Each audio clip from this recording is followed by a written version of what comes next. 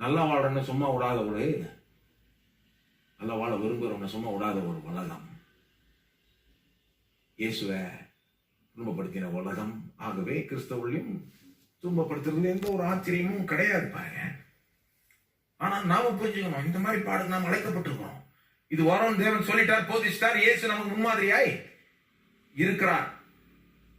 ஆகவே இதை ஃபேஸ் பண்ண ரெடி ஆயிக்கணும், மென்டலி ரெடி ஆயிக்கணும். பரவாயில்ல, வந்தா என்ன பரவாயில்ல. அதனால நம்ம நன்மை செய்யறது ஒன்றும் நிறுத்திடக்கூடாது, குறைக்கவும் கூடாது. இன்னும் நிறைய செய்யலாம், பரவாயில்ல. வந்தா கூட அது பரவாயில்ல, இன்னும் அதிகமாக வந்தா கூட பரவாயில்ல போ. ஏன்னா இப்படிப்பட்ட பாடு நாம் அழைக்கப்பட்டிருக்கிறோம். நன்மை செய்யும் போது பாடு வரும்போது நீங்க பொறுமையாய் சகித்தால் அது தேவனுக்கு பிரீதியாய் இருக்கும். திரும்ப சொல்றேன், நீங்க என்ன இழந்தாலும் அதெல்லாம் காம்பன்சேட் பண்ணுவார் தேவன். நீங்க அவருக்காக தைரியமா